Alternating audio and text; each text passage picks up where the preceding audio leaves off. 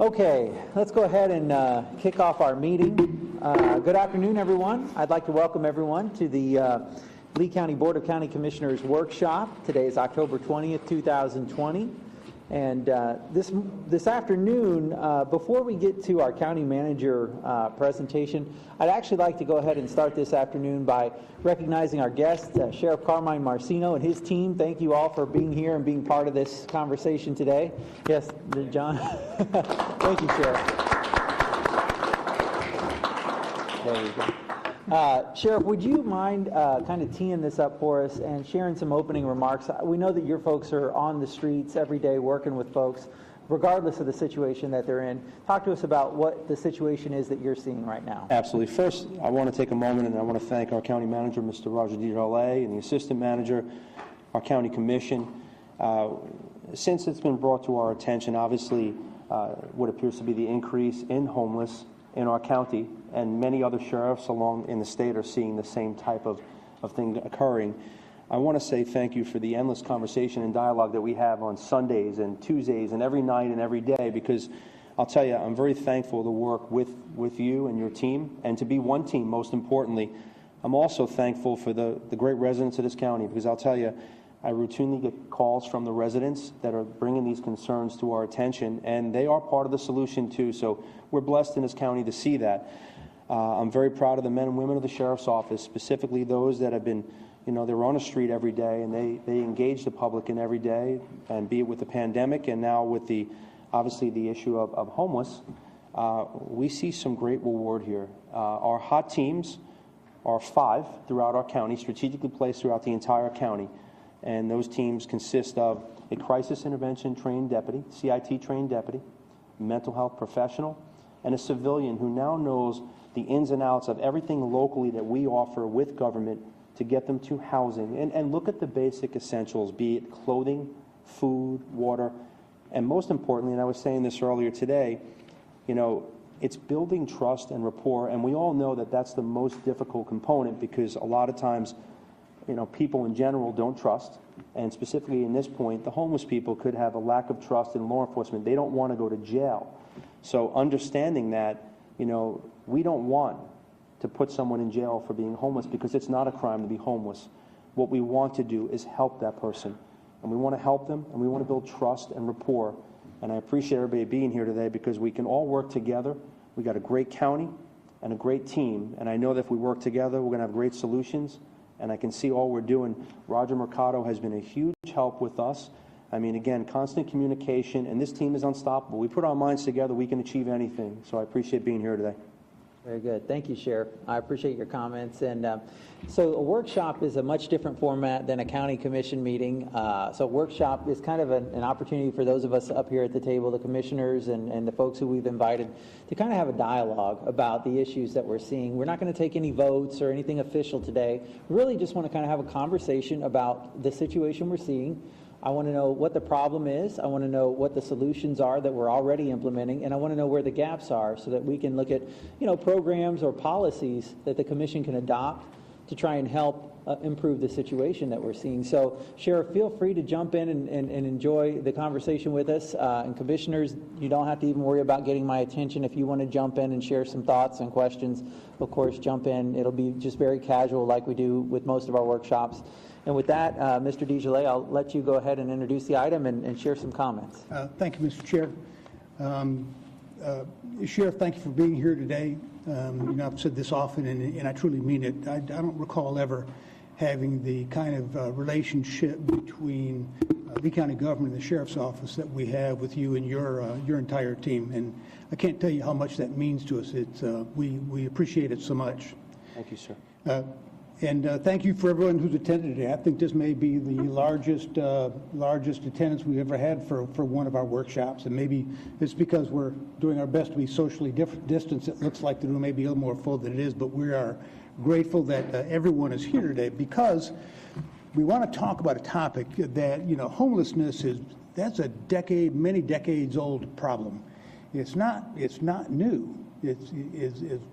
As long as we've, been the United States of America, we have had homeless in our midst, and it is an enormously complex issue to deal with. Homelessness can be caused by so many different things. They can be caused by economic conditions, lifestyle choices, social conditions, mental health, substance abuse, job loss, and there are probably as many proposed solutions that have been tried and successful or tried and failed as there are reasons for the condition itself. Because it's so complex, we often hear accusatory statements. People become angry over services that they think should be provided and maybe aren't, or the way in which services are provided. It's clear that there's frustration about all of it, and it's in those emotional statements are really pretty easy because they're kind of soundbite-ish. You know, you can depending on your philosophical position on this issue. You can be on the hard right? And if you're hard right, the soundbite sounds something like, everyone needs to be responsible for themselves no matter the individual circumstance. It's said in a lot of different ways, but that would be the hard right position. The hard left position is government needs to provide everyone with home, food, medical care, quality of life, and everything that goes with it. Those are two different extremes. And I got to tell you, it is easy to make statements and take a position at either end of an issue in the extremes because they're very often emotional, they're easy to remember, and they're reported on by the media, much more so than where the hard work is really taking place. And the hard work that's really taking place, not just here but all over the country, is in the middle. It's about finding workable solutions that are in the best interest of as many people as we can look after. There are a lot of good people in this county and elsewhere who are working on providing great programs that work. They're aimed at preventing homelessness and programs to help those who are homeless and get them off the street when they want to come off the street. So with that, our presentation today is in partnership with the Sheriff's Office. Sheriff Marcino, thank you. And about currents, programs, and efforts and solutions that are in place today.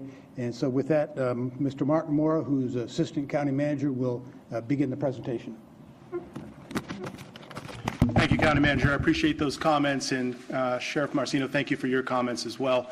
Thank you for all the guests in attendance today. You know, it's often said that homelessness is a community issue, and it's so refreshing to see the community here, advocates, partners, law enforcement. It's so important that we all work together towards a solution to the homeless problems that we're seeing not only here, but also across the country. It's not unique to Florida. With me today will be Captain Prisco from the Sheriff's Office. He will be co-presenting with me, so we'll move fluidly back and forth on these slides.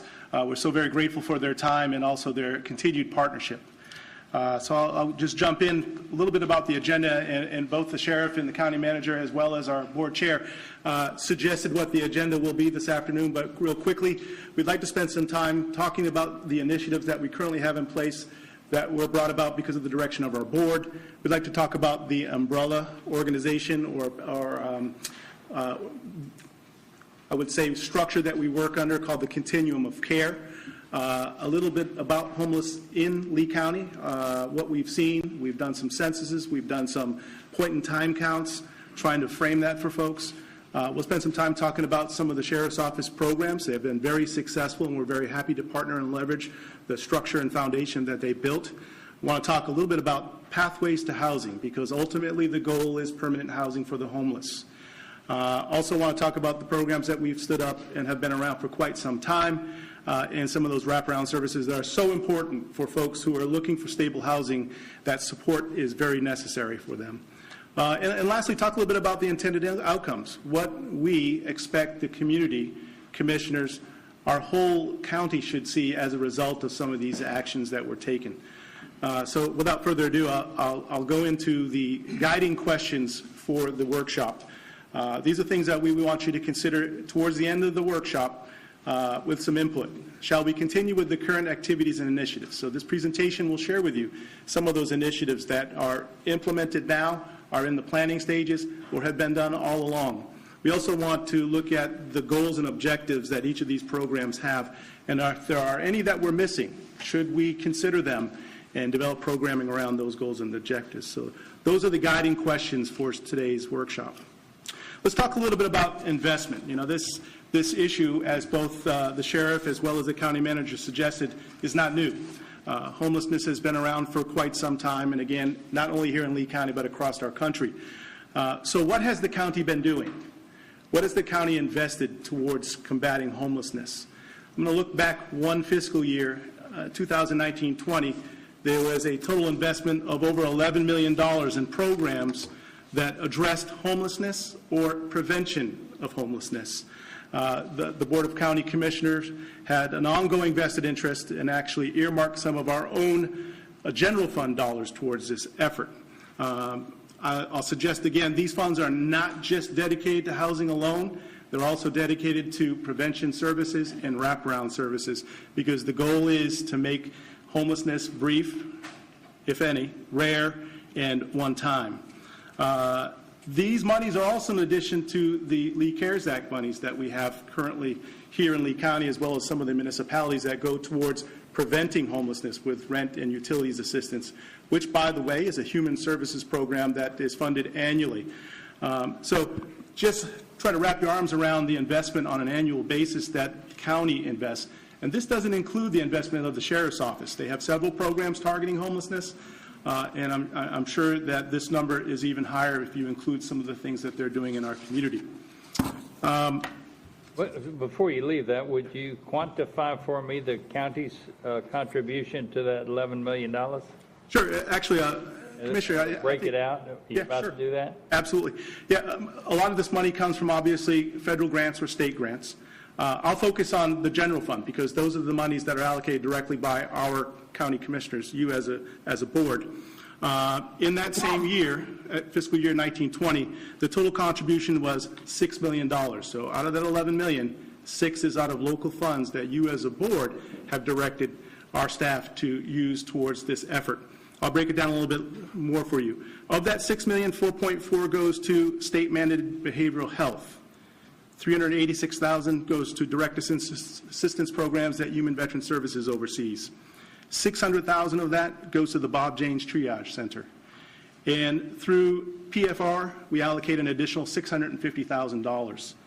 So a big portion of this $11 million annually comes right from our general fund. So I just want to talk a little about the current activities, of course, because these are the ones that we've initiated at the direction of the board.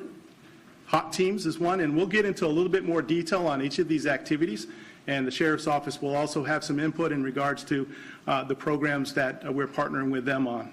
So hot teams, so housing outreach and treatment, it's also known as the homeless outreach teams. That couples law enforcement with clinicians, behavioral specialists, and our human veterans folks, as well as private citizens, to go out and encounter the homeless in their environment. And the aim is to connect them with the services that they need. So more often than not, the confrontation with the homeless doesn't include an assessment or a triage of them in the field, and directly connecting them with the service that meets their need specifically. I think the county manager mentioned every homeless person has a unique need, and there's not a one-size-fits-all approach. So none of our programs are designed to resolve everyone's issue. We're trying to identify what the most common issues are, or in the field, identify what an individual's needs are, and connect them with the services that we have stood up.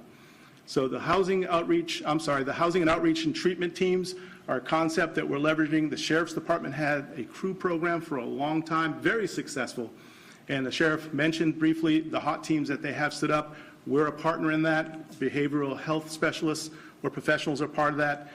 We're really excited. Now, this past Friday, 2 weeks ago Friday, we had an operation in the Centennial Park.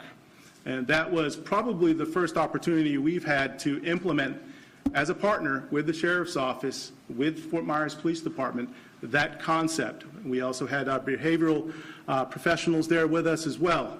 And from what we gather in the placements that we were able to do, it was highly successful. And that was just the beginning. This is something that we're going to continually work on. The great thing here is the consultant we work with has shared that it typically takes a community 2 years to set up a functional hot team.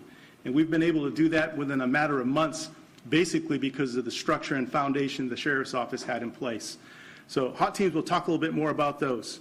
The Day Center with Salvation Army. You know, one of the things, and I've met a few times with advocates as well as the homeless with commissioners, and one of the things that we heard is that basic needs weren't being met. So we talk about gaps. What were they? So these basic needs are still not being met. So to solve that, we are partnering with the Salvation Army on something called a homeless resource center. Some people refer to it as a day shelter. It'll be located on Edison Avenue. It'll be a three-phased approach to standing up that service, but the intent is to connect homeless folks and individuals with the basic needs that they have. But while we have them there, that coordinated entry process where we can connect them with the services that they need is going to be very key to the success of that day center. Mark, on the day shelter, are you going to go into the three-phase approach a little bit later in this presentation? Yes, absolutely. Okay, good. Increasing housing with partners. Remember, the ultimate goal is permanent housing. You might hear this term housing first. Advocates will use that. That's a best practice. That's a federally addressed issue with homelessness. We need to get housing first. And that is something that our team embraces. And I'm sure that's something that's at the heart of Sheriff's Office programs. We want homeless folks to be in permanent housing. Of course, to accomplish that, those wraparound services are so vital in order to maintain sustainability as well as self-sufficiency. The next initiative we have is the enhanced use of HMIS. That's the Homeless Management Information System. Excuse me, you're just going too fast. Green button, there you go, you got it. So, Commissioner, we will revisit each one of these in a little bit more depth. I just wanted to provide an overview. Absolutely. When you're talking about a facility for 95 beds on Colonial Boulevard, I don't know where it is. Sure. And I don't know what it looks like and what it's I'll touch real lightly providing. on that one, and we'll get a little bit more depth. You know, permanent housing, again, I'm going back to that being the permanent solution. So we need to identify partners who have an interest in developing facilities that provide the beds that we need to house the folks that we have in this coordinated entry funnel, if you will. So community-assisted supported living is... Mark, hold on just a second, please. If I could, Chairman, if I could. Mark, when you touched on the 95 beds that Commissioner Mann brought up, that's the facility that's being built now off of Colonial, off of Shoemaker, I think it is, on the south side of Colonial. Can you go and just touch a little bit how that's being funded by private sector and Sadowski dollars? Because you hear that out there every once in a while from some unemployed candidates that, you know, Sadowski dollars in Lee County. Can you talk about where that funding is coming from for Absolutely, that? yeah. Okay, The name of the facility is Cypress Village. It's located where Commissioner Pendergrass suggested. The county, using Sadowski funds, has funded $500,000 of that into that project. And it was to purchase the property in which the facility is being built. The 95 beds will obviously add much needed capacity, but more importantly, Castle provides those wraparound services we mentioned that are so vital to making the homeless be able to sustain permanent and stable housing. So we'll touch on that, and they have an interest in developing more of those type of facilities here. So we're really happy to hear that they have that desire. HMIS, the Homeless Management Information System, is pretty much the backbone all of our partners have in order to collect data in regards to homeless, as well as the services they've been provided. It is the case management tool, if you will. Coordination of care, so each partner understands what services have been delivered, what services are needed. So we have that footprint now with most of our partners, but we're starting to roll that out. The Sheriff's Office now will have access to that. I believe we'll be training them tomorrow on that tool. We're also rolling out to other law enforcement agencies across the county. In addition, with some internal county departments, particularly EMS. More often than not, they're on site with homeless individuals. So this database will provide them with a wealth of information and a better idea of how to best service their needs. And last thing on this activity list here is ordinance revision. One of the things that we're hearing from the community is the concern for the safety of the folks that are panhandling on some of our major roadways. Some of our census activities obviously have brought that to our attention as well. The activity on the roadways is concerning, and we're looking at the ordinance that we currently have in place and tweaking it to address safety for not just the folks that are in the median, but also for drivers. Is that because there has been I'm sorry, ma'am, we actually don't have comments or questions and answers. This is for the board to talk with these folks. Thanks.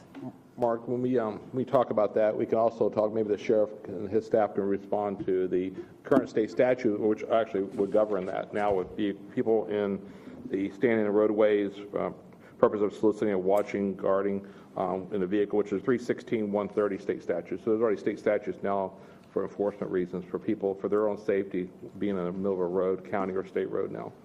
So we can look at revisions of county ordinance, but there's already state statutes for that now. Mr. Chair? Yes, sir. When it's appropriate, during the workshop, would like to defer to County Attorney Richard West to talk with us just a little bit about an ordinance revision and how that might look. Okay. So my understanding is this slide kind of introduced the 5 areas that we work on right now, and then you're going to go in depth on each of these areas throughout the rest of your presentation.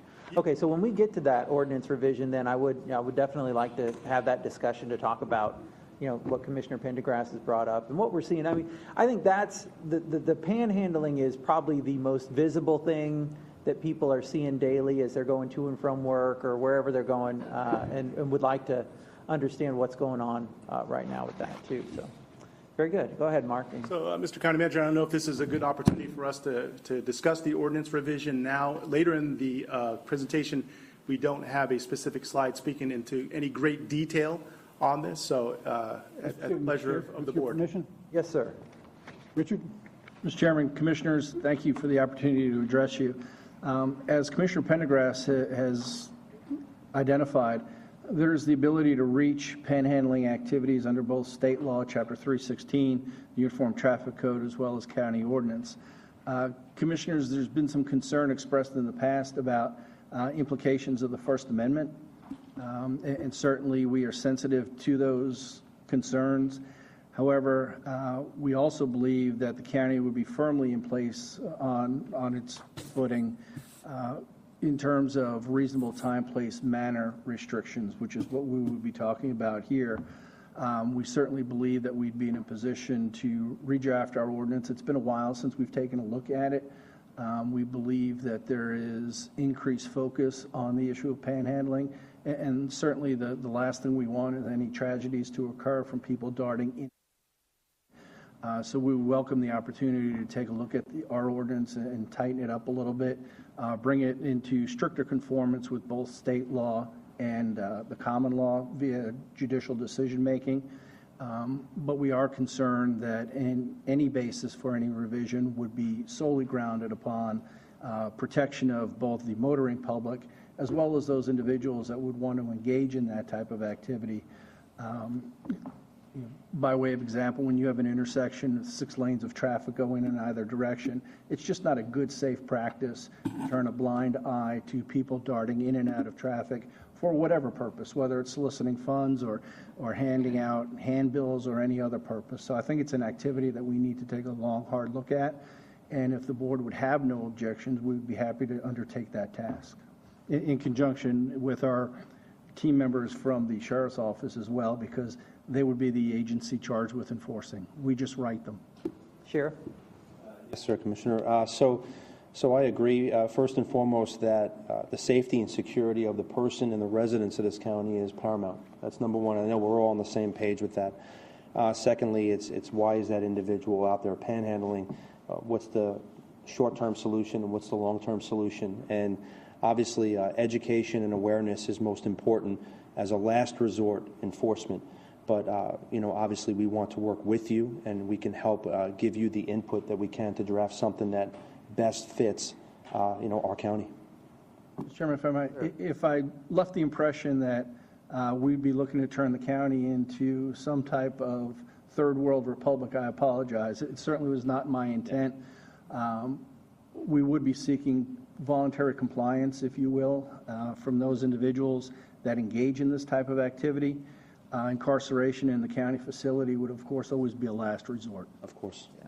We're all on the same page. I think that's well understood, too. Yeah, Commissioner Pendergrass. Yeah, and I'm glad the sheriff's here. We can talk about this and try to find a solution, because I think the first responders, main goal when they contact somebody, if there is a complaint, for example, somebody being on a roadway, a major highway, being in the middle of the road, I think the first contact is to find out why the person's there, to get the resources to them. I believe the deputies have those resources with them, and I know from prior experience, they should give them, if they need housing, need food, assistance, medical, they can get the individual to that location. So if you provide the assistance to people and they refuse to take the assistance, they refuse to leave the intersection, then like the sheriff said, the last recourse would be enforcement. And there is already state statute that covers that if you're in a vehicle, if you're in the roadway where the moving traffic, unless it's a permitted project, because I know something like Commissioner Manning mentioned last month, the fire department out there once a year with the MDA, those usually are permitted activities that you permitted to the county for fundraising for the MDA with the fire department. But other than that, those would be exempt. But for people being in the roadway creating a traffic hazard for themselves and for the vehicle traffic, there is a state statute. So I don't know if it's necessary to enforce for enforcement reasons. Would you rather deal with a state statute, or would you rather have a county ordinance to deal with? So if I would believe that obviously we look at state statute, but I think locally an ordinance would fit better if it could be custom tailored to what we see on the streets. Okay. Mr. Chairman? Yes, sir, Mr. Wesh. A brief follow-up. And we would certainly welcome that approach in as much as even under 316, the county has primary jurisdiction, as you know, over county roadways. So we would work to have those two basis of law working cooperatively together. I think it makes a lot of sense. You know, we want to craft a solution that obviously is collaborative between the sheriff's office and our area. I certainly would support us taking a look at the existing ordinance and looking for ways to improve our policy. Safety is definitely a big concern. It's obviously one of the most highly recognized issues that we're seeing right now. People are concerned about the panhandling. They don't feel safe with it going on. They're worried about the safety of the person who's doing it, as well as the safety of the drivers that are out there as well. And so I think it's something that I would fully support staff and our attorney's office taking a look at. Commissioners, do you agree as well? Yes. Sounds like it. And what today's ordinance calls for. Sheriff, you want to answer that, or Mr. Wesh? Yeah, Mr. Wesh, sure. I can't tell you what to modify or increase or to soften. And we're talking about this because we're seeing these folks on the road this very day. Right. They're talking about it here at our meetings. We talked about it in my church yesterday, and we had a bunch of volunteers collect little plastic bags and just stuff them full of goodies that somebody homeless could use. So instead of just giving them $1, we give them a whole little bag. I took 2 bags home. I gave one away on Palm Beach Boulevard out at 31, and I gave the other one away this morning just across the river here near Hancock. So everybody's trying to do something for these folks on the corner, but I don't know what the law is today. If I'm afraid, if I'm accosted, and none of these people have tried to accost me yet, they're just sitting there with their little sign saying, help. What is the law? If I can add, Because we got people want us to get rid of them. They want us to call you and say, come get these. I'm frightened of these people. well, first and foremost, again, I'll say it's safety and security to the residents. That's all residents. That's the actual person who may be homeless or panhandling, or the patron in the vehicle, and everybody in this county. While we are completely sympathetic and we understand the circumstances, you have different types of people that may be homeless. We have veterans. We have a lot of different types of Wait a minute, Sheriff. I love you. I'm supporting you. I've already voted for you. But I want to know, is that guy on the corner right now violating some law? Well, that's what I'm getting into, Commissioner. I appreciate your vote, by the way, but I'm getting into that as well. I'm going to tell you that we are taking an education awareness. I actually did vote for you. But we are taking a position, and my staff knows, my team knows, we are not going out there just to arrest people. That's not what we do. That's not what we want to do. That's not a solution. But make no mistake, we are a law enforcement agency. If someone commits a crime, they have to face their actions by legal description of what we can do and what we can enforce. I understand that, Sheriff. So that's what we will do. You break the law, you do the time. You do the crime, you do That's the right. That's right. Yeah. But I want to know what the law is today. Is that guy violating something when he's Standing on the there with side of the little roadway with a sign? sign is not breaking the law. Being homeless is not breaking the law. It's not. And I'm almost sorry we got off on this one, but it's the one that's timely and it's visible, so everybody's seeing it, because I still thank you, Cecil, for helping me on the middle one there with those 95 beds. I'm not through with that yet. Yeah, we were there for the ground opening. But Richard, if it's not against the law, or maybe this question is to you guys, what would we like to change about the law to give the authorities more? When the individual walks into the roadway to collect money, that's where they break the law statute-wise. Yeah, so if they're in the middle of the road, it's a violation. If they're on the side of the road, they're not. Yeah, and let's ask our county attorney for the final verdict on that. And Commissioners, that is the bright line, if you will. It's the county right-of-way. Once you enter that right-of-way for the purpose of soliciting, it is arguably a violation of both state law and our county ordinance. Now, there's some question under our county ordinance as to what purpose you're entering the right-of-way for, and that's what we want to address and clean up to make sure that our ordinance is consistent with state statute, which prohibits that activity within the defined confines of the right-of-way. The guy standing, help me understand this. There's no sense in having this meeting if we're going to walk around here and just talk about all the money we're throwing at and patting ourselves on the back for the good job we're doing. This is a real problem we're describing here. Everybody knows exactly what we're talking about. Is the guy violating the law by standing on that little hump in the middle of the road holding a sign? Yes. Yes. That itself is a violation of the law, but we're not mean, uncaring, unloving people here or in the sheriff's office. So we're not arresting. We're not doing what we could do.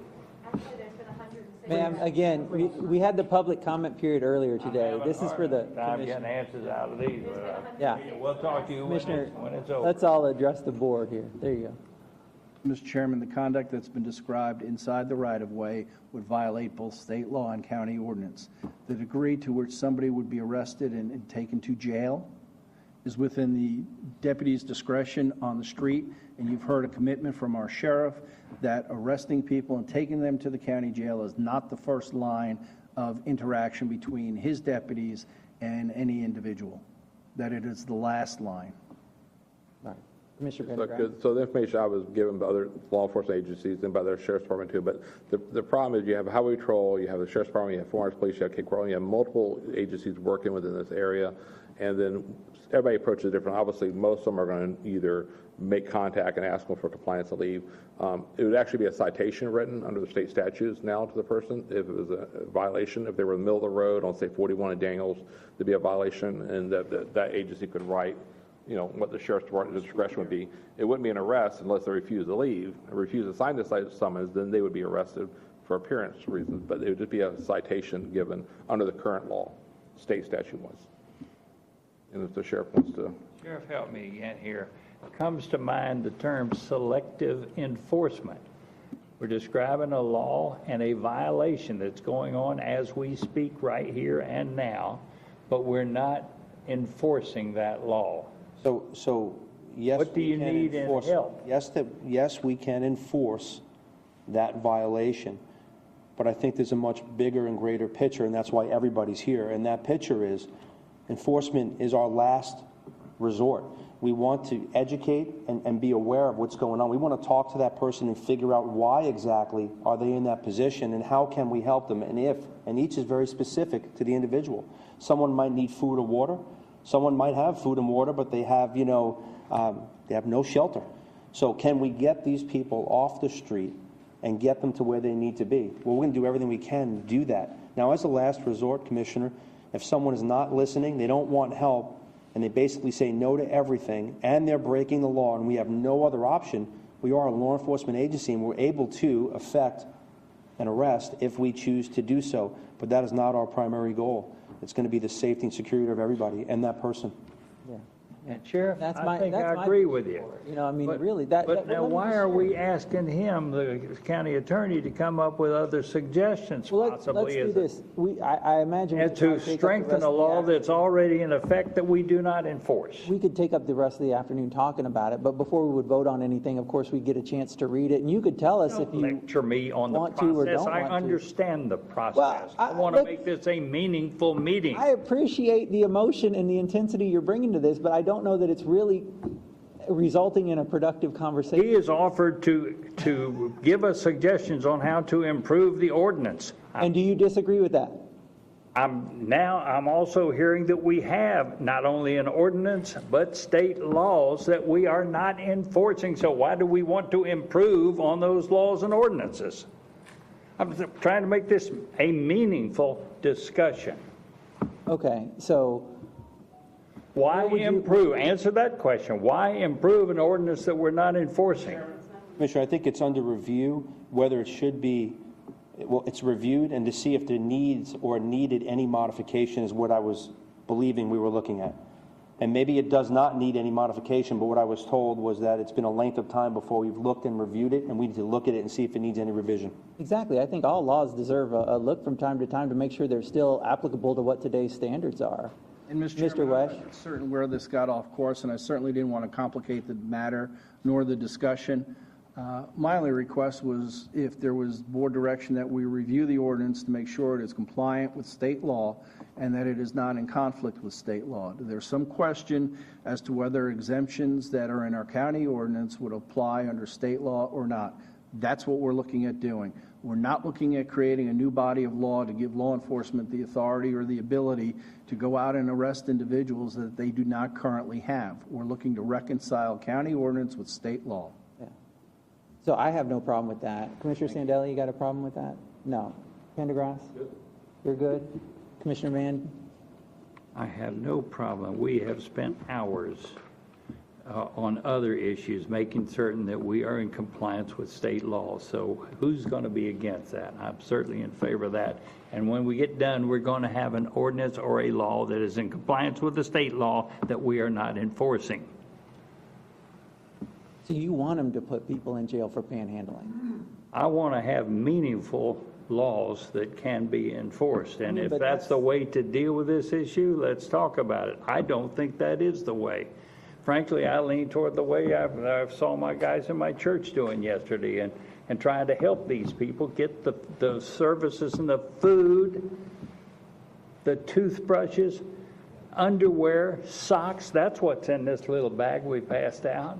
Or those 95 beds, something meaningful to get these folks off the street. The last thing to do is throw them in jail, and that's expensive and degrading. Commissioner, we are seeing those meaningful things that you're describing every single day with the HOT team, and I will tell you that. And that is straight up fact. I get briefed every single day by my command staff and executive staff, and we are helping people every single day. There are those that do not want help. We can't force a person to do something. I will stipulate to that, and that goes without saying for this conversation, everyone we're ever going to have after this, there are those people that don't need help, but there are those that do. And that's why I think we're here today. If I could, Commissioner Mann, you're right. Our community together as a whole, the whole community, not just government, community as a whole. My church does it, your church does it. Everybody's reached out. We have the Homeless Coalition and hundreds of other organizations that give. But at the end of the day, when we see people, you talk to people. When I went out undercover and talked to people the last few weeks and talked to people that live out there homeless on the street, it's not just, they have bags of toothbrushes and food and underwear and clothes. It's shelter.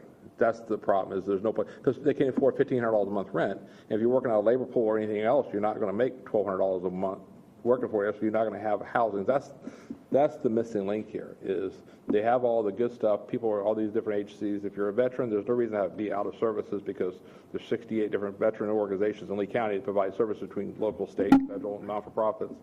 It's the shelter at the end of the day. If they choose not to go to the Rescue Mission or Salvation Army or any other facilities, that's the problem, is the shelter, the roof over the head. And that's something that, the churches or myself or the people are not providing.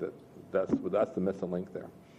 And that's when they're out. And some people do it with a profession, as far as the panhandling. Some are doing it because they actually are in need, though. And I'd like to elaborate on that. I actually spoke to one homeless man, and when he said some people are doing it as a profession, the gentleman had said that fact, non-fact, I don't know, saying he's making over $400 a day cash at an intersection. Okay, well, I don't know how much money people make in their careers, but $400 a day cash is a lot of money. And it's So very, with that information, what would you have the Lee County Commission do? I think this open discussion is exactly that, sir. Mr. Chair, Yeah, go ahead, Roger. Commissioners, Sheriff, we have a couple of distinctly different issues that we're discussing right now. Commissioner Mann, you mentioned earlier that we shouldn't be patting ourselves on the back by going through all of this. This, in fact, It's got to be more than that. That's all I'm This, saying. in fact, is a description of all the services that are being provided today that address an awful lot of what you've suggested. These services are about food, clothing, toothbrush, finding places for people to live, getting the services that they need so that they can get off the street. That's one issue. The distinctly separate issue is panhandling, and everybody wants it to stop. The fly in the ointment is whether or not we're going to keep the firemen from doing their boot drive. That's kind of the short of it. You know, so if we adjust local ordinance, we can do that. We can stop everybody from panhandling. The law allows for some exceptions otherwise. So that's the debate. But it doesn't have to be this hard. I think this is a good segue into the homeless outreach teams and the continuum of care, because this is the part that I think, I have a lot of people all the time who talk to us, you guys should do something for the homeless. And I don't think we do a good enough job of spreading the word about the services that are available. I don't know that a lot of people who are maybe even facing eviction, once these eviction and foreclosure moratoriums come, I don't know that they know who to turn to. And so I'm hoping today a big conversation is more awareness of where these folks can go if they do find themselves facing eviction or foreclosure in the wake of COVID-19. And so, Mark, let's transition into that continuum of care conversation. Thank you, Commissioner. All the services you mentioned that have to be provided prior to us taking that last drastic measure of enforcement are kind of planned and managed, if you will, with this umbrella system we call the continuum of care. The continuum of care is a community of stakeholders. They include business owners, they include stakeholders, they include some of our private partners. The Homeless Coalition serves as a co-lead, and the Human Services Department for the county serves as a co-lead as well. Basically, the continuum of care is responsible for putting together a plan of action of how we address the issues that are emerging with the homeless. The Board of County Commissioners provides that direction and authorizes funding for those programs. They work directly with behavioral health professionals. We work directly with organizations like the Salvation Army, the United Way. Those are all examples of advocates that work within this continuum of care, if you will. The continuum of care actually doesn't do or provide services. They coordinate the services. I think that's a key point to make. A lot of people have this perception that the continuum of care or the Homeless Coalition is not doing anything. It's a collective that are putting together this plan and putting it into action. So all the programs that we have, we talk about collaboration and coordination. It is with the folks that are part of the continuum of care. The Sheriff's Office and the law enforcement agencies and all the municipalities are those stakeholders as well. So this is the umbrella in which we operate. So often than not, you'll hear some advocates say that the continuum of care is not doing this and not doing that. We understand there are gaps. And one of the roles that the continuum of care plays, particularly the Homeless Coalition and our Human Services Group, is to identify what those gaps are and develop activities and initiatives that address those. And I think going back to the intent of this workshop is to talk about some of those things that we're doing. There were gaps. We understood where they are, where they lie, and we put a collective thought around and using the allocations and funds that we have, putting a plan in place to address some of the issues. Some of them are short-term, some are more longer-term. But collectively, we work under this umbrella called the Continuum of Care. Just recently, 2019, they developed and implemented a strategic plan. And some of the activities you're seeing presented today were part of that plan. So, yes, there are activities that we need to put in place before we take drastic measures and enforce laws. We want to address those basic needs, and through the continuum of care, we're able to do that. Another key question we often get asked is, well, how many homeless folks are there? How many individuals do we have here in Lee County? That's a challenging question to answer. We have a very moving, if you will, population, very transient, so it's hard to nail an exact number. We have people coming into the system, some people entering the system. They find permanent housing. We have folks that move into our county from outside of Lee County, add to the numbers. We have some that leave. But we do a point-in-time count, and the Homeless Coalition is the sponsor of that count. Law enforcement is involved with that one-day count. We did it on January 23rd of 2020. We counted 444 homeless individuals. Now, we know there's more than that. These are the folks that we were able to see visibly, the ones that we could count. There's countless others who are living in their cars, living on a friend's couch. So those are not enumerated in that count. I do want to point out that this is an annual count, and it's reported to the Housing and Urban Development Department, federal department. We did a count 10 years ago in January, and the count was 944. I'm not trying to suggest that we've addressed the issue. I'm just trying to give you a sense of the issue itself and how it's evolved over a period of time. Excuse me, Mark. Yes, sir. Commissioners, that annual point-in-time count is, the reason that's an important number over time, because year over year, it begins to show a trend. As Mark says, we know there are many more homeless than that, but on that day when that count is made, based on who we can see, it just shows trends. Definitely a key indicator for many things that we do. Our estimate using our homeless management information system is there roughly 2,714 homeless individuals or folks who experienced homelessness over the last year. So that gives you a more realistic number. And that's not just numbers that are provided by the county. Those are our partners who have access to the HMIS system, who enter client names and cases in there. That's our estimate right now, 2,714 in the last year have seeked out services and self-reported that they were homeless. Now we want to take a look at, has the pandemic exacerbated some of this? Within the last 60 days, as of September 25th, we had 536 homeless households work with our partners or human services directly. And of those 536, 240 are currently awaiting permanent housing. That means they might be in transitional shelters, they might be in emergency shelters, might be living in a car, might be living on a friend's couch, but we have 240 people that have indicated they need permanent housing. What did it look like prior to the pandemic? We took a look on March 29th, we had 191. Not trying to suggest that the issue or the problem has increased over that period of time, but we have seen significant increase in the number of people seeking services. Now, real quick, before you move on from that, so like that's a gap that I see that I'd love to get some ideas to address, right? I mean, so if we've got 240 households that are awaiting some sort of permanent housing, what solves that problem? Is that more money? Is that more households? Is that more shelters? What is that? What solves that problem? Yeah, that's a great question. Some of the initiatives that we'll get into a little bit greater detail later on will address those concerns. One of the problems that we have, particularly coming out of the pandemic or at the height of the pandemic, is the available units that we had to house people in through our rapid rehousing program greatly diminished. So we didn't have the capacity that we did pre-pandemic. And at the same time, we had an increase in the number of people looking for permanent housing. So those two variables at play at one time caused that increase. So to that end, one of the initiatives we have is to enhance the rapid rehousing program, expedite it, because honestly, it's not rapid at this point. So our goal is to make that a briefer amount of time someone's on a list waiting for permanent housing. 2, expanding capacity. Right now we have 250 units that are available for that program. Our goal is to increase that by 100 by the end of the year. Very aggressive, obviously lots of variables at play. In order to accomplish that, we had to take on some vendors to help us do that work.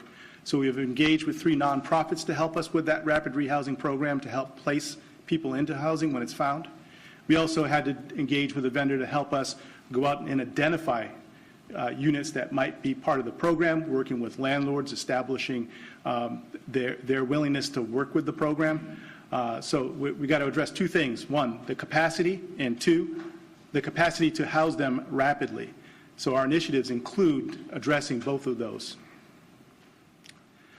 In addition to the folks that are on the streets or living with family or living in cars, we do have a significant population in the Lee County Jails system. So I would like Captain Prisco, if you want to make some comments in regards to the inmates that are homeless. Yeah, so approximately at any given time, there's 100 inmates in our county jail that have come in under general delivery, which means they have no address and they're homeless. And what the sheriff has instituted is one of the three-prong approach to that is the jail reentry program. We employ 3 reentry specialists in our jail that do nothing but work with these homeless people upon their release to make sure that they have proper transportation, they have proper clothing, they have proper food, and they are delivered to some type of a resource or facility that will not only pick them up, give them a place, and further keep them from any additional incarceration. So yes, at any given time, we have at least 100 people in our jail that are considered homeless. I also want to add to that. Thank you, Captain Prisco. I'm very thankful for the community response unit. Also, how blessed we are in this county that, obviously sometimes in certain circumstances we deal with mental illness, and our jail has currently a wing specifically designed to help those that are in need for maybe a mental illness.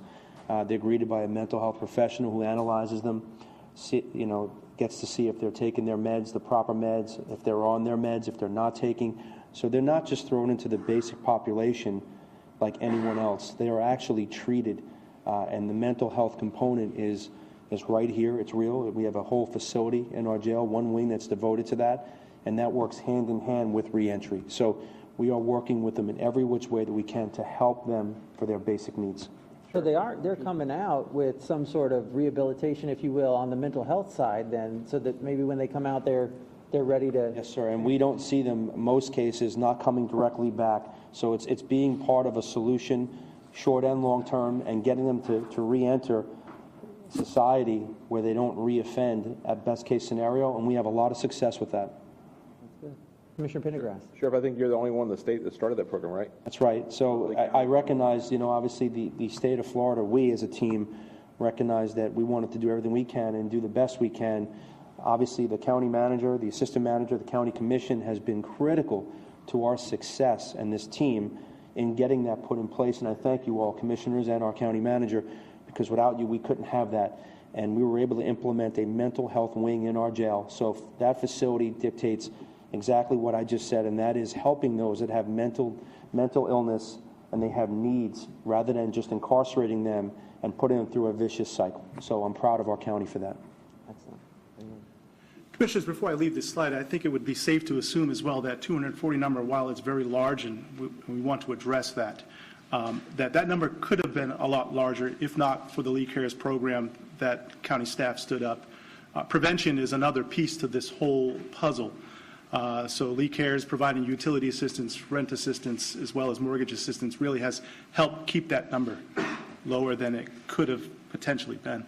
And we currently have both LIHEAP, which is an electric and heating program that we serve through Human Services that helps people with those expenses as well. So we'd be remiss if we did not recognize that there are programs that help also prevent folks from falling into homelessness as well. Real quick before I leave the slide as well, during that one point in time count that we did back on January 23rd, about 21% of those counted would be categorized as chronically homeless, according to the HUD definition. So, we talk about that element that we can't quite reach. We got to work a little bit harder at getting into some permanent housing. About 21% at that particular time would fall into that category of chronically homeless.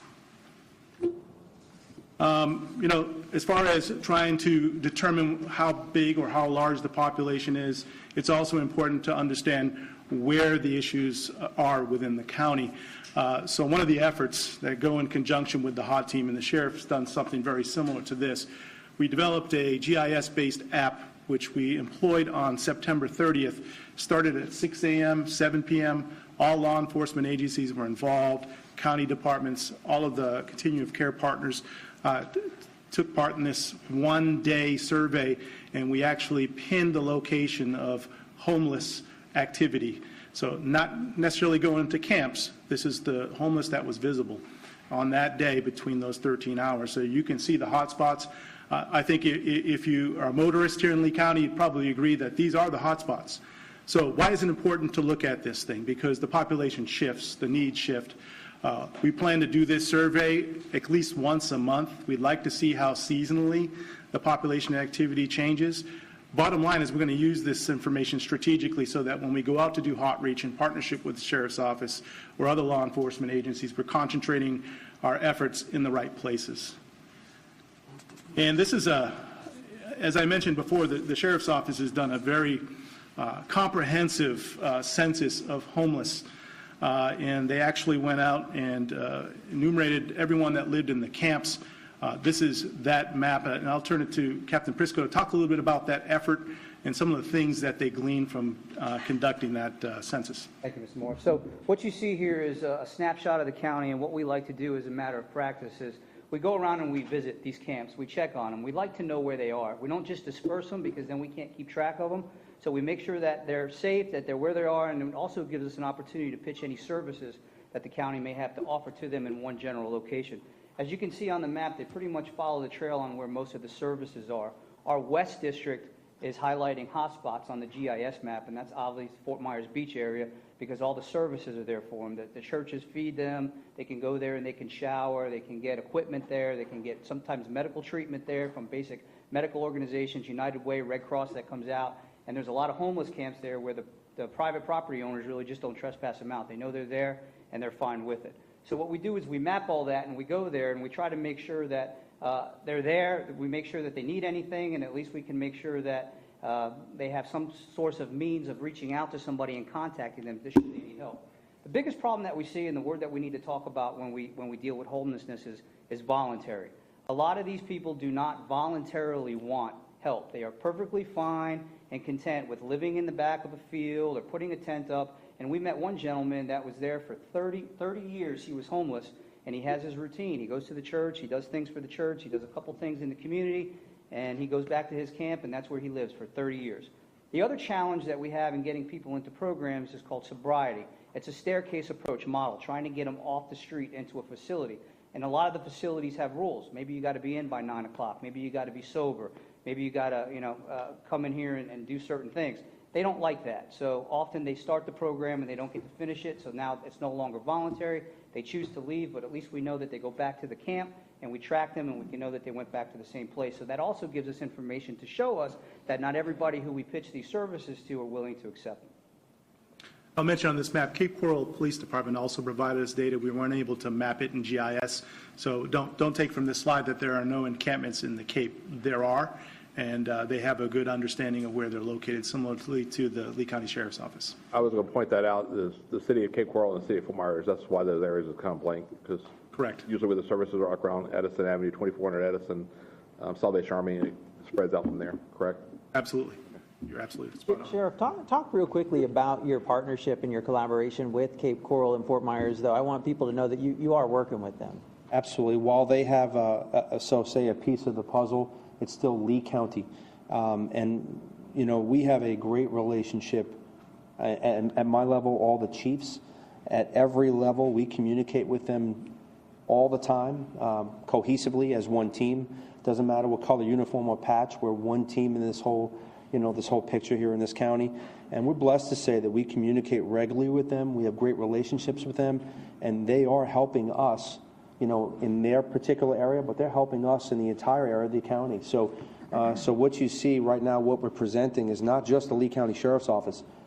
These programs and this communication and this team is every single entity. And at every level, every entity, one cohesive team. Thanks. Yeah, Mr. Standelli.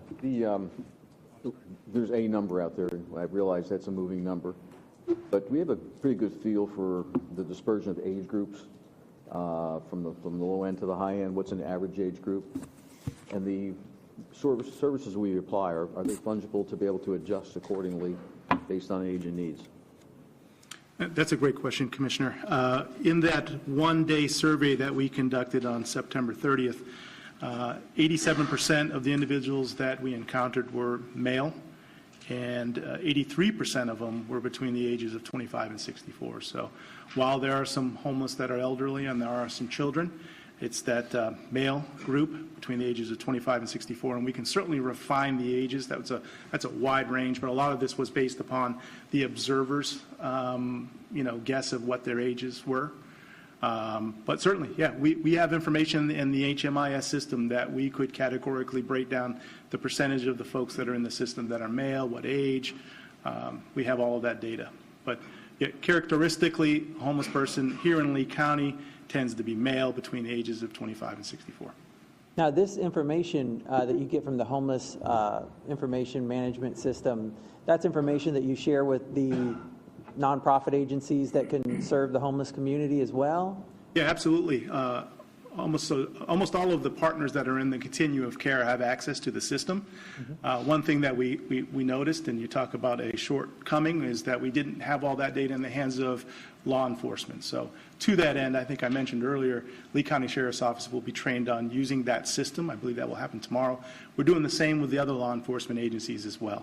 I think it's really important to point out that we have that system, because I think that's one of the comments we heard earlier today in public comment was, do you know who they are and do you know where they are? And I think it's important to let folks know that, yes, we're actually working to track, and it's not a perfect system, but we're working to track that so that we can understand where, even though they're homeless, where they do live and how we can help them and how many times we have approached them for services. And I always believe in the idea of being pleasantly persistent to people. They may say no to services the first time we approach them, but the fourth or fifth time, after talking with them, after we've earned their trust and learned their stories, I think we can get plenty of them to come and take the services. And I think that's also one of the things that I'd like to see us do, is just really be pleasantly persistent in trying to get people to take the services that are already there, that we've already worked really hard to establish. And we are seeing that success because of just that. The Community Response Unit, Captain Prisco and his group are building trust and rapport, which is most important when you want to help somebody. Again, if incarceration was just the answer, we'd all fail. So we're all here today, and we may have different views and different stances of which we take, but the end result is everybody here wants to do the best they can to be a part of a solution. And I appreciate that, and I can tell you that our team is building that trust every single day and helping people every day because of it. It might not be at the first time you interact with a person, but it might be the third, fourth, or eighth time. But eventually we're building that trust, and when they're interacting with us, law enforcement, they're gaining that trust. If it's not immediate incarceration and it's, hey, what can we do for you? How can we help you? Well, after a few times of engaging them, we're gaining that trust and bridging that gap. And I believe that's why we're successful, and we're beginning to see that pattern. I think so too. All right, Mr. Moore. The next slide is an overview of some of the Sheriff's Office programs. I believe Captain Prisco touched on a few of them, but... Okay, so it's a three-pronged approach. Obviously, awareness, education, and we like to say placement. The first rung is we have to train our officers on what to look for. It's called CIT, or Crisis Intervention Training. It's put on by NAMI, the National Alliance for the Mental Ill. It's a very stringent, in-depth 40 hours of instruction that the deputies go through. It's available to all certified officers, both law enforcement and corrections, and it teaches them basically how to address, how to de-escalate, how to assess risk factors, and how to find other solutions if this candidate is an option for placement. We cannot and we should not be trying to arrest our way out of this problem, so we train these officers to use the tools. Now, what tools are available? We work very closely with Human and Veteran Services, and we've outlined all of the resources we have in the county, and we're trying to determine which ones would be best suited for the situation that the deputies are in. Once they are armed with this, they go out into the field, and if a situation should arise where we're dealing with either a homeless person on this corner or a possible mental ill person on that corner, we dispatch one of our crisis intervention teams. We have 5 of them within the county. They are made up of 1 certified CIT officer, 1 civilian, and 1 behavioral specialist that's going to be provided by the county, and they will go out, if you will, and they will do a risk a threat assessment of the situation. Now, obviously, this only applies to nonviolent situations and nonviolent offenders. If they meet the criteria, what we do is we reach out to one of our Bob James Triage Center of the Salvation Army to see if there's any services readily available that we can put this person in that situation right now and alleviate them from the trespass or whatever situation they're in now so they can avoid incarceration. Then obviously, if they do have to go to jail and they are considered homeless, like I explained, we have the reentry committee and that as well. And then as far as that goes, I mean, we really just depend on the amount of services that are available to us through the county, because without those services, and they have to be on-time services, it can't be a situation where we're waiting 2 hours on a scene or 3 hours to try to place somebody. It really would be helpful if we can get it done within 45 minutes or less. So working with the county, having these contacts is what's great, but that three-pronged approach has really shown us taking our numbers down within the jail. Our arrests are far down now because of this process. And again, these were the sheriff's initiatives, and they were already implemented when Mr. Mercado reached out to us. So it was very easy for us just to jump on this and start taking it without a 2-year waiting period to get it up and running. Commissioner Mann, we actually agree with you where we want to help be a part of that solution. And I know you brought that up, but it is real and it's happening every single day. Yes. Captain, I've been very impressed with every word that you have uttered here, and thank you very much. I've been following this with a great deal of frustration for many years. Back in when I was wearing a legislative hat, Roger, you're right. This goes back not decades, but you can look in the Bible and you'll read in the New Testament where Jesus said, "The poor you will always have with you." Many of y'all are familiar with that. This is not a new issue, but some of the things y'all are doing are new. 20 years ago, we had no mental health services, or even just trying to have an awareness that mental health was an issue. And the last thing y'all want is a crazy person in your jail. It accomplishes absolutely nothing, and y'all are doing far more today with your leadership. Thank you very much along that line. Having given you momentary praise, let me thank you, Roger, for what you tried to keep old man from going crazy here and getting off track and bringing us back, because one of the issues that we're focused on is, in fact, panhandling. And it's impossible to talk about panhandling and solve all the world problems of homelessness in a single meeting, or if we had 50 meetings, you couldn't do it. We got to take them one at a time. And I'm frustrated with the panhandling because I have no answers of my own.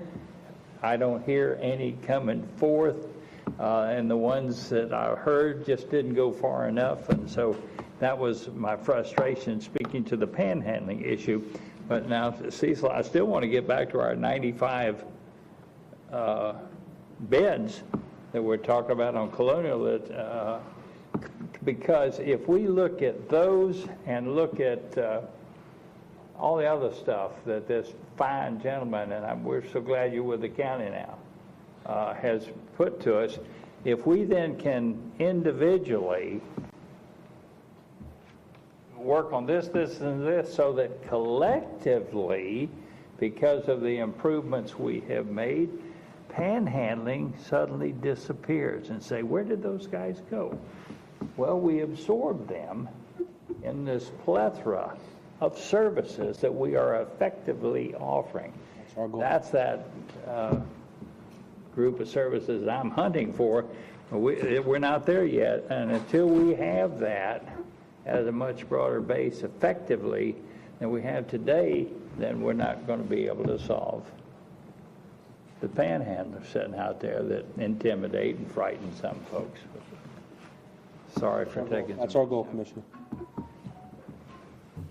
I think Mark did touch on that. It's like how they're expediting the 3 different resources, trying to get more than just the 95 beds that's being built now, and just trying to expedite that housing, work with all the different resources, habitat, but, it all comes back to finding the resources and the quantity of housing. And as we deal with, what's going on in society with the China virus and everything, got more people going to be out of work in the future, and there's going to be more people unemployed, more people homeless, and then creates more inventory for housing.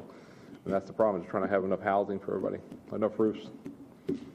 Can we go back to the 95 just for long enough for me to understand? Yes. Who's going to run it? Who's going to own it? Yeah, so it's a private, Martin go but it's a private business that's running it in the housing. It's a 3-story building directly behind the Children's Hospital right there, Winkler and On your Winkler and district, Colonial. I don't drive there. Right behind Ponderosa. It's under construction right now, but it's going to be a 501c run by a private nonprofit. Yes, sir, that's correct. It is a 501c3. It's community-assisted supportive living. They have a model of this type of program throughout the country, particularly here in Florida. They are scheduled to open up this spring. Is this the first of its kind in Lee County? Yes, they're having a facility similar to what's happening right now, yes. It's not first in Florida. They have quite a few of these facilities throughout Florida and have had great success. Male only, co-ed, family? It's both, families, individuals. And how does somebody get admitted to it or get to? Well, through the coordinated entry process as well. We do have pathways to that type of housing stood up already through the continuum of care. Obviously, it's based upon particular needs of individuals, the services that they need. So there's some criteria. Yes, I don't have the details here, but we can certainly share that with commissioners. How is it paid for? How are the people who stay there, do they pay rent, or does somebody pay the rent for them? There is an ask to pay a rent commensurate with what income is. The hope is that people that we place there have the ability and wherewithal to be able to pay that rent. So it might be a transition to Castle once a person has job skills, has employment, and is able to sustain that type of work. And then they move into a facility such as this. I think the key with Castle is the fact that they have these wraparound services that are supportive. So more often than not, when you put people into permanent housing without those supports, we have a high failure rate. So this model that Castle has ensures better success because you're supporting those folks who are going into their housing. Sure. Commissioners, this is a really important piece of this conversation. We often hear that we need to provide housing for homeless. We need a place for them to get out of the weather. They need housing. This program that Mark has been describing for you is not intended to be permanent housing. We, as an organization, do not have any goals for creating permanent housing. There's some places around the country that have done that. That is not a best practice. It is if we think that just the homeless, dealing with homelessness is complex, start opening homeless living centers. It is even more complex because of federal rules and guidelines and case law. So I want to make sure that as we continue through this conversation, whether it's the housing that Mark has just been describing that's being constructed by the private sector, or some of the nonprofit organizations like Salvation Army, who are working on a capital campaign to increase the number of beds that they have available, none of these are intended to be permanent housing, and everything that we do in conjunction with our partners is aimed at either keeping people from becoming homeless, or when someone does, that they are homeless for the least amount of time possible. And then, of course, there's then the final category of those who actually choose that as a lifestyle. But this housing is a really important piece of the conversation and important to understand. Commissioner I Sandelli? just want to go back to this whole continuum piece. Obviously, there's an immediate need, and that need has to happen quickly. And I think that's some of the things we're talking about. But in the course of talking with some of the people that are providing this housing, they're also, in some cases, ones that are providing affordable housing, housing that is affordable. And so if they are helping with the initial setup and they are involved with the building process, they are probably the next logical step to a housing that is affordable, be it rent or be it buying and stuff like that. So this is not segments, but we're trying to figure out how we can link those segments so you step from one piece into another and you get into a continuum of care. All right. Mr. Moore? Thank you. Appreciate those comments. As the county manager said, the goal is that homelessness in Lee County is rare, brief, and one-time experience, and that is the underlying goal of the continuum of care. I just want to briefly describe the process in which a homeless individual can access housing in Lee County. This is one of those pain points, Commissioner Mann, that you just mentioned. We will have advocates suggest that this process is slow, doesn't work for everyone, and we set about working on this process and making it much more fluid, a much clearer pathway to housing. I think the sheriff described their ability to place people in supportive housing based upon their needs. They have that avenue. So just describing a client experiences homelessness, there's several access points. But the process they enter the system is called coordinated entry, and that's part of the Continuum of Care's program. So they can come in through Human Services, they can come in through any of the Continuum of Care partners, they can call, they can walk in. One of the strengths of the outreach team will be connecting people with those services, because you'll often hear advocates say homeless individuals don't even know what services are available to them. So getting out into the community where they are and in their environment and making sure they understand what services there are for them and connecting to them directly is important. But what we've seen, and we shared some numbers with the number of people that are awaiting housing, is there's multiple factors here that's making this process either slow, and we have folks that have been on lists for years. Once you enter the coordinated entry system, it is based upon, it's prioritized based upon a particular individual's needs. So we actually have a system that determines who gets housing first. It's based upon, disability, any other factors that they have in their life that are deemed to be emergency. So more often than not, some people enter the system and they're not within any of those categories, and are not a priority, to be honest with you, the way that we categorize the different groups of people and how we get them into housing. So families, children, they get through the system and get housing a lot quicker. We're looking at making that a little bit more streamlined, and we only can do that if we build internal capacity to manage the cases, as well as have the inventory, both in shelters as well as housing units in the rapid rehousing program and other housing such as Castle. That all has to work together synergistically to move people off the list and make this process a lot quicker. We talked about receiving programs and the HOT teams going out and being able to assess what an individual's needs are. That's real key, because that'll determine which path they follow here. Obviously, if there's an individual that needs counseling or needs medical attention, they're going to take a different pathway. But more often than not, they come into the system, they get on a list, the coordinated entry list. They're assigned a case manager. We prioritize their placement in housing based upon their current condition. Some will be put into temporary, emergency, transitional sheltering. Salvation Army is a good example of that. Bob Jane's Triage. There's a multitude of other shelters that are here locally. And then eventually we'd like to move them, well, the goal is to move them from temporary sheltering to a more permanent condition. And ultimately, permanent housing where they have some self-sufficiency and they are responsible for their housing. So that's kind of, in a nutshell, the system and how it's set up. And there's pain points within this system that we're addressing by, one, adding housing capacity, whether it be shelters or community-assisted living type of facilities, or three, rapid rehousing units.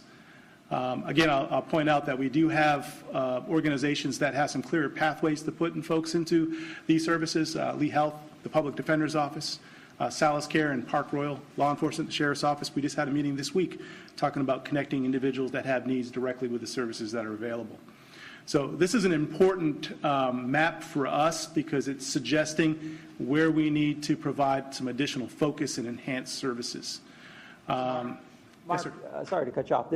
So this looks great, and you can clearly see the visuals of how people get connected to this.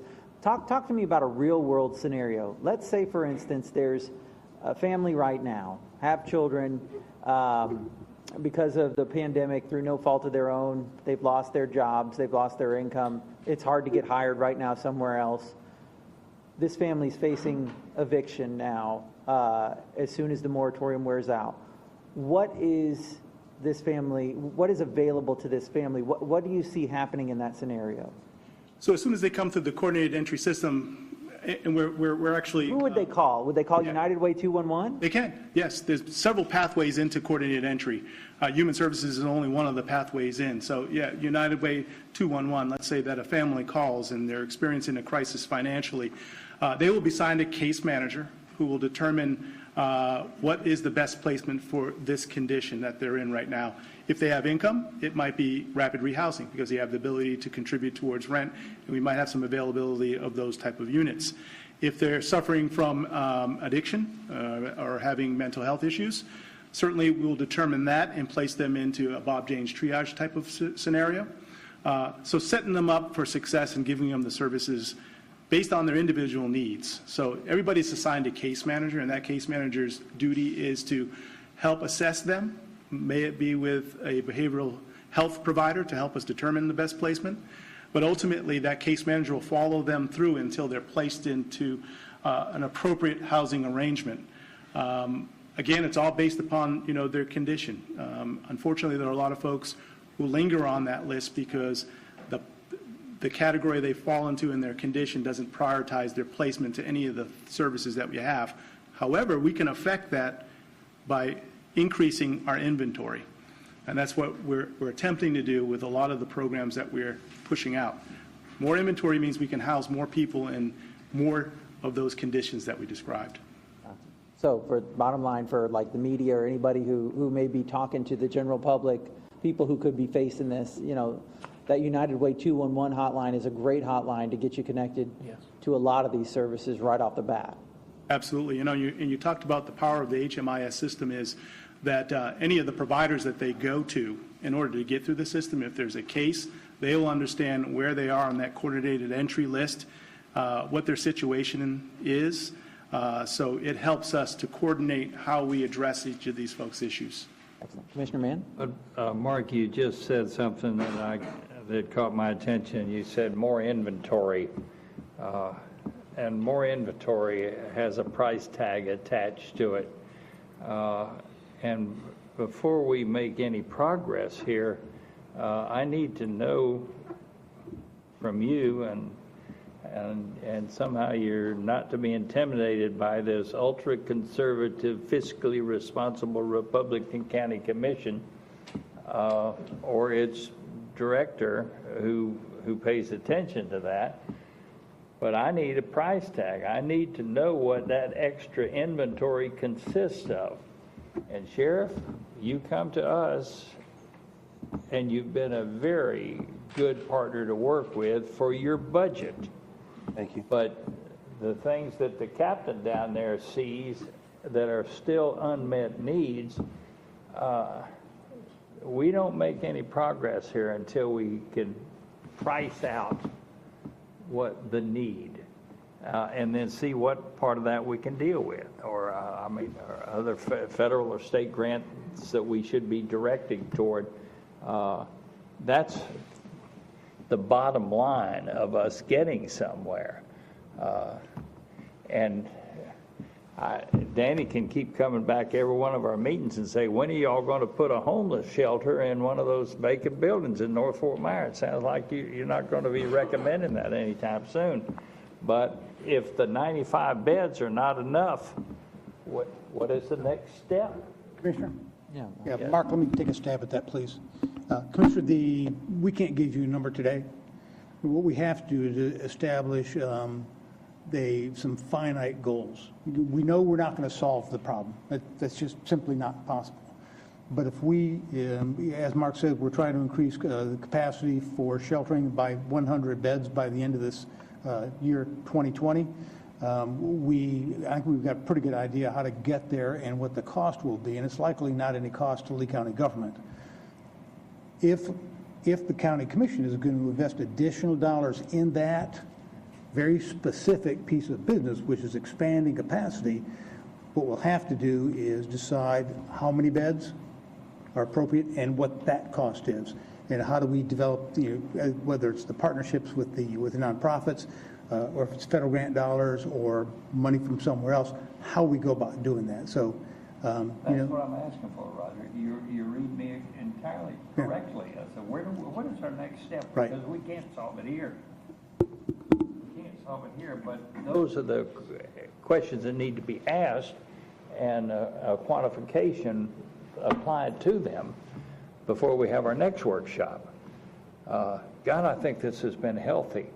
And I apologize for my frustration, but I think I probably am speaking for a whole lot of folks around here that would like to do better. I wish I could have left here today. Sheriff, you can figure out what to do with this. I want a little card that I can pass out to that panhandler at the intersection that says, okay, for a bath, you can do this. For a meal tonight, you can do this. For a roof over your head tonight, you can do this. What I tell that guy, when your guy drives by in his patrol car, what does he do? Does he keep his window rolled up and look straight ahead? What message does he give? We are engaging them, the hot teams, but not only that, on our routine patrols, we have 1,000 vehicles on the road, and we engage the public in every which way possible. And when we do, they do have that educational piece, which shows them and directs them. Now, it's not only just the interaction by the hot team member. It's routinely by deputies on the street. We all are working as a team cohesively to address that and educate that person. You got some extra cards you can Absolutely, sir. have, and I can pass that one We'll give you a whole bunch of cards. when I'm passing out the soccer. I got a uniform for you, too. I've ridden with your guys, not with your guys, but in the past several times. Don't give It's him a quite an taser. experience. Please do not give him one of those things. All right.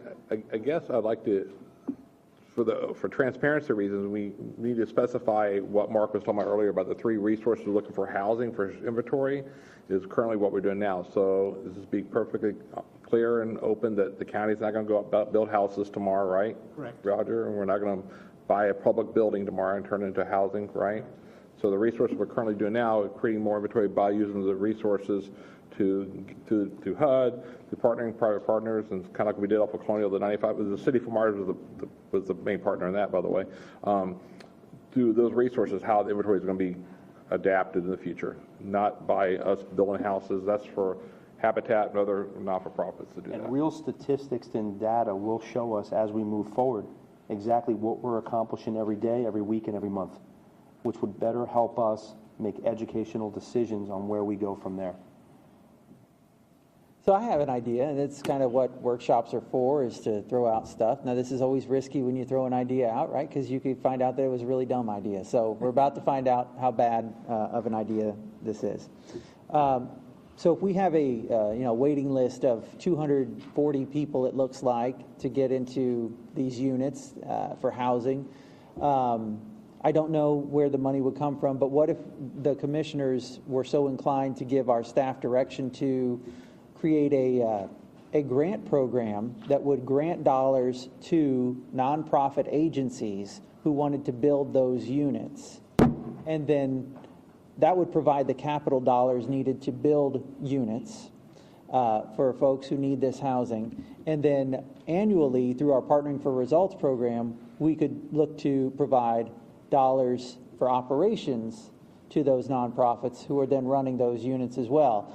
I like the idea of doing it that way because I feel like the private sector, including the nonprofit sector, moves faster than government does. They're probably have a little more flexibility than government does to help answer the problems, and we'd probably get a bigger bang for our buck. So I'm throwing that out there just to see if that's something that anybody would have an appetite for, not knowing yet where the source of funds would come from. But what are your thoughts? Yeah. Okay, thank you. I'm happy to be on the spot.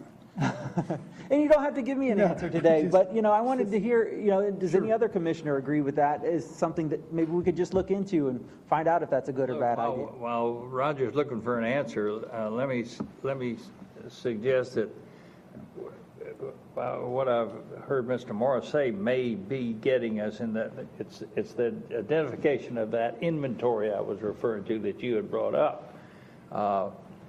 Got to kind of price this out before we necessarily have to have the financial mechanism in place to respond. But I'm wanting to work with you as to what do we suggest now to our staff as the next step after this healthy airing of the problem. And it sounds like they may be already well on the way to doing what it is we're asking for, because we can't be specific and say, okay, go find a grant here or do that, or see if Sadowski Act includes that, or until we, let me maybe just ask Mark, is that what, am I putting words into your mouth, or is that where you guys are headed to try to see what's the next step? Yeah, absolutely. Our line of action is to leverage our business, well, actually our community partners, to grow that inventory or grow that capacity. So we look to our community, our continuum of care partners to identify what capacity is there out there right now. In regards to funding, we're fortunate enough to receive some CARES Act funding from HUD to help with quite a few of these programs. So it's less of a financial issue at this point. It's more so working with our partners, identifying ways we can increase capacity, both sheltering and more permanent housing. Therein lies the challenge. So it's less financially right now because of the grants that we received from HUD. More so working with our partners to identify how we can increase capacity. Now, the pandemic has had an impact to that. We have shelters that have reduced capacity because of social distancing. We do have folks in our community that have available housing, but reluctant sometimes with the pandemic in play. So, yeah, I would say we're moving in that direction, Commissioner. Understanding what our resources are currently and what it would take to expand to move everybody that's waiting for those beds. If we came back here in 3 months, or maybe that's too soon, maybe 4 months, do you feel like your guys are going to be able to have refined this to a point where we can get our arms around it and take step 2 after calling this step 1? Well, Commissioner, I think part of the answer to your question is going to come at the end of the meeting when we try to sum up what our goals are. That's what I'm trying to get there. So, we have some issues that are fairly finite and some that are, got short-term, long-term. In the short term, I think Mark's done a pretty good job of setting up the question on permanent housing. So if we have, for example, today 240 people or families awaiting permanent housing, I think that's the first goal. How do we make that happen sooner than later? Because one of the things that Mark told us is that rapid rehousing isn't necessarily rapid at the moment. So we've got to be able to get these folks help more timely. That's the first thing. Second thing is if we were to say, within the next couple of months, we're able to find permanent housing for those 240 people, we're not sure how many people are behind them or what the circumstance is going to create for us, whether it's a recession or the pandemic worsens or pick a condition.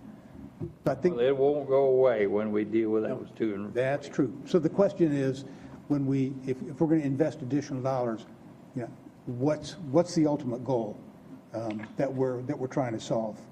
Otherwise, we could increase that now the spending by $1 million a year and maybe never get where we need to be. So I think if maybe one of the next steps is for us to come back to you with maybe some more finite goals that we can talk about. Let me jump in just for a second. Trying to get to an end game of what it costs if you try to assign a number. I think it goes back to the 3 categories that we had before. And one is the folks that have found themselves unemployed quickly but can get back quickly. Second is that group in the middle that may or may not want help based on what their needs are, and then obviously the core that doesn't. I think once we refine those numbers, and I think we're doing that every day with the counts and everything else, then we move those along separately, so the rapid rehousing may move along more quickly because there's immediate need, and we refine those numbers, and that puts the wraparound services around that, and that moves all 3 categories along. They may not move at the same point, but obviously expediency is a big key. So I think getting to Frank's number is really made up of 3 different components. I think that we can get to something and maybe find ways to fund those separately based on other funds that are available. But I think we're going that way. It's a matter of addressing the need, which we're trying to find out, and then how you address it separately.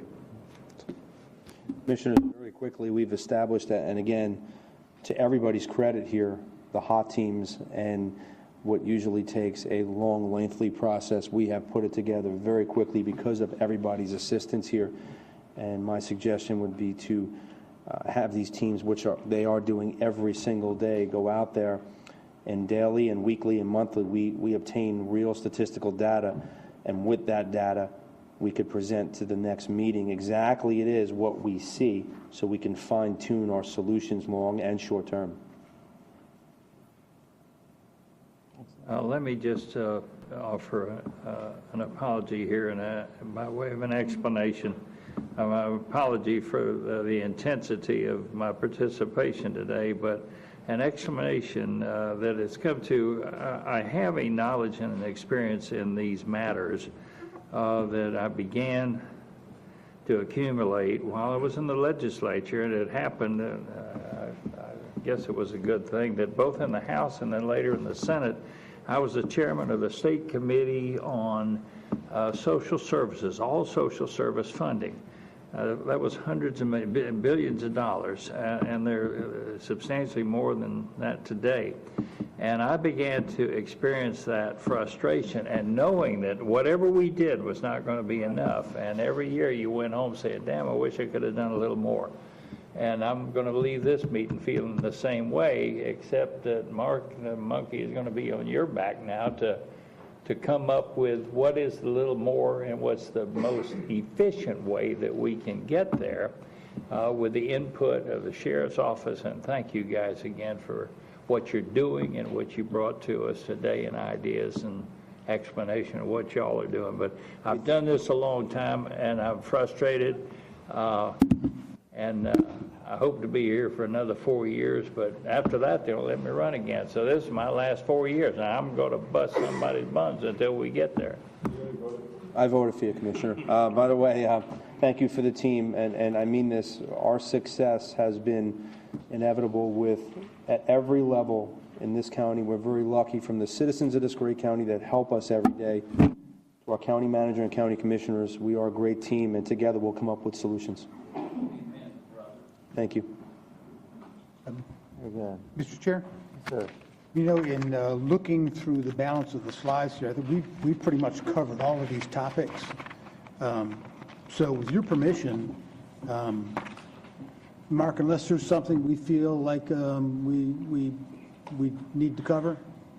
So I think we've touched on all the topics. I guess the nature of the workshop was we delved into some of these things before we could actually get into the detail on the slide, but I think we've covered things pretty well. I do think we should mention a couple of the future initiatives that we're working on in partnership with the Sheriff's Office. We do know that there's a potential for the eviction moratorium to expire here at the end of the year. And trying to be a little bit forward-thinking and anticipatory, we don't want to see that homeless number creep up. So what is it that we can do to be proactive? And here's where the Sheriff's Office partnership comes into play. Before those notices, or at the time those notices are served, to make sure that we're explaining to those folks there are resources and programs available to them so that they don't end up on our coordinated entry list. So to that end, the team is already working on put together something called a RAP card, similar to the card that Commissioner Mann asked, can we hand to the homeless? This is a way to connect them with, hey, we have services. We have housing and counseling services available that we've stood up. We have rental and utilities assistance available. And if they do become homeless, there's a rapid rehousing program as well available to them. So again, addressing the fact that a lot of homeless folks, or folks that are on the verge, there's quite a few of them, that there are supports available for them. So that's something we want to roll out pretty immediately. Sheriff, working with the Sheriff's Office. I just want to say I love that idea. So obviously you're there on what is going to be a horrible day for that person who's getting evicted from their place. You've got to do your guys have to do their job in doing that, but they're going to be able to provide, hey, here are some resources to help you out. The compassion that comes along with that. Commissioners, I agree. And at every level, we are briefed. Our civil division goes out for just that reason, but it really is not just to evict that person and remove them and put them in the street. We actually put a lot of thought into it, and we actually try to help that person that's being removed in that horrible situation to some kind of a solution, even if it's just immediate, short term. We do our best to help them. Excellent. That's great. In the Sheriff's Office has shared there's about 576 households right now that those notices will be going out to. So a good opportunity before they end up on any other list, make sure they can avail themselves of any programs that we have. The other initiative is, of course, we skipped over a slide that contained information about wraparound services. They're so important. Putting a roof over someone's head is ultimately the goal, but giving those supports so they can be successful individually is also important. To that end, the Sheriff's Office has had some success with linking homeless individuals that are employable with employment with their business partners. So that's something we want to explore, particularly with the Homeless Resource Center. So we've already worked with Goodwill. They have a job link RV that they're agreeing to put on site, help the homeless with resume, interview prep, and actually connecting them with employment opportunities. So again, that's one of those wraparound things, one of those supports that are so necessary so people are self-sufficient and we can sustain their housing. And I think a lot of the conversation about what is it that we want to see happen is captured on this slide with intended outcomes. We obviously want to see an increased amount of folks that are in emergency or transitional housing end up in permanent housing. Right now, about 52% of them end up in permanent housing. We're aiming with these initiatives to increase that to above 65%. Shorten the length of time homeless, and this is not necessarily the time they spend on that list per se, but right now it's 55 days. That's the average. And we're looking to decrease that to 30 days. Again, centralizing and enriching the basic homeless services. The Homeless Resource Center is addressing those basic needs, coordinating it, centralizing it. We know there's some needs in other parts of the county. Cape Coral has a grassroots effort to put a similar resource center in the city. And we know that North Fort Myers, Mr. Ballard, thank you for your comments, that there's a need there as well. Our mapping, all of the intel that we have suggests that. In enhancing outreach, we've done that. Hot Team is a great example. It's a best practice. Again, leveraging what the Sheriff's Office has stood up already. Again, connecting people with the services that they need. It's an individual basis. Clearer pathways to housing. We talked about that coordinated entry process, clearing those obstacles, making it more clear for all the folks that are on that list. And then lastly, strengthening the partnerships we already have. I'm going to give a lot of kudos to our continuum of care partners. Everyone in there is engaged in this effort. They understand the crisis that we're in, and it is our role, as human services particularly, to coordinate all of this, particularly with the wraparound services, so engaging with those partners as well. So that summarizes kind of the initiatives that we have, kind of a little bit of assessment of the current issue, some of the things that we have identified as pain point in listening to not just our partners, but also advocates and the homeless themselves.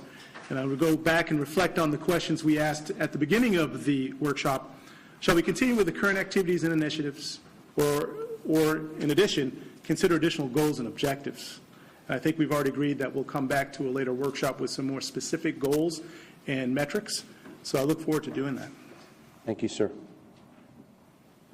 All right, so commissioners, any final wrap-up thoughts? I certainly think we want to continue with the current activities and initiatives that have been outlined, a lot of them just getting underway and looking like they're having early success already. What other additional goals and objectives do you want them to work on and bring back to us? Just exactly what you said, because I think we keep coming back to current housing, temporary housing. Yeah. But that's part of your ongoing. Right. But we say amen to that in particular because that seems critical to ultimately dealing with panhandling. That's a simple solution. There's more to it than that, but it's part of it. Thank you all for holding this workshop. We appreciate our relationship with you. Anything else, commissioners, you want to add? Commissioner Sandelli? I think two things. One is we have these meetings, and so on and so forth. There's an immediate need today. And I think my focus is how do we relieve the needs as quickly as we can today on the near term. The middle part to me is the well-being, mental health, crisis, health care, addictions of so on and so forth, to get people ready for long-term sustainability. And then the third part is how do we take advantage of these situations, be it a facility with certain amount of beds or permanent housing. So it's not one, it's, people need a place today. How do we expedite that? How do we take care of people physically, mentally, and thirdly, how do we have the continuum of care with long-term housing? I agree. I think so. Mr. Pendergrass, anything you want to wrap it up with? Okay, very good. Mr. County Manager? Thank you, Mr. Chair. Sheriff, can't thank you enough for you and your team to be here today with us. Terribly important. Commissioners, thank you for the conversation today. I think you've answered our questions. We will continue with the current initiatives that are underway. The fact that we have such an active partnership with the Sheriff's Office it's almost hard to describe how important that is. So we continue with that and continue to build on that. We do know that we want to continue to work with all of the nonprofit agencies and the cities to increase coordination. We know that's one of the, that's an issue that's always sort of lags behind in some of these efforts. A lot of people doing their own thing, but we continue to make a huge effort to increase coordination. And to Commissioner Sandelli's point, we've got this near-term problem that's been labeled a crisis, but I think if we continue with these activities, we really do get to the near-term problem. But ultimately, if we can find a place where we are dealing with the near-term problem, the immediate problem, and if we have the long-term plan in place, then what happens then is we avoid crisis. And that's really our goal, is to avoid crisis, because this is going to require active management day in and day out. And so I think that really is the goal. Yeah, I agree. Let me ask this too real quick, just to make sure that I love the hot teams. I love the proactive approach and everything like that. What if somebody wanted to report, say for instance, somebody panhandling at like Hancock and 41, and they're getting into traffic and that kind of stuff.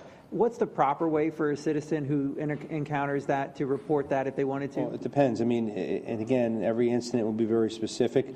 If that person is in severe danger of getting hit or there's something actively that we need a 911 response, it's 911. As always, we have a non-emergency number.